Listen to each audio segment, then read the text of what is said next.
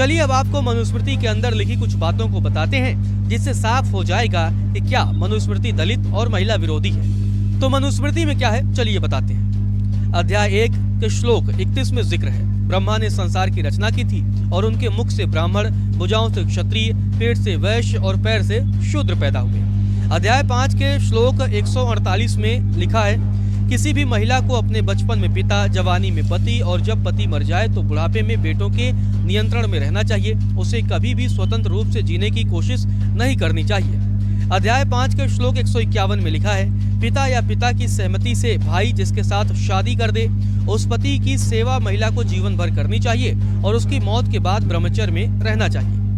अध्याय 8 के श्लोक 21 में लिखा है, जब शूद्र राजा के लिए कानून की व्याख्या करता है तो उसका राज्य कीचड़ में डूबी गाय की तरह डूब जाता है और वह असहाय होकर देखता रहता है। अध्याय 8 के श्लोक 129 में लिखा है, एक योग्य शूद्र को कभी धन नहीं जुटाना चाहिए, क्योंकि जब एक शूद्र धनवान यानी अमीर हो जाता है तो वो ब्राह्मणों को परेशान करता है। अध्याय 8 के श्लोक 371 में जिक्र है, जब कोई स्त्री अपने पति को धोखा दे, उसका तिरस्कार करे तो राजा को उसे सार्वजनिक चौराहे पर कुत्तों से भक्षण करवा देना चाहिए।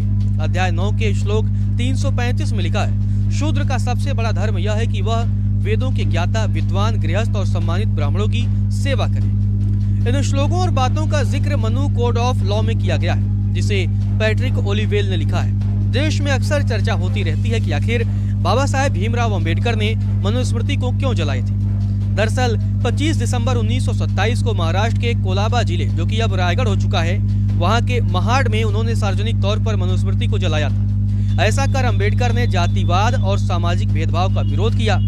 उस वक्त इस घटना का पूरे देश में भी विरोध हुआ, लेकिन आज भी इतने सालों बाद इस घटना की याद में मनुस्मृति दहन दिवस मनाया जाता है।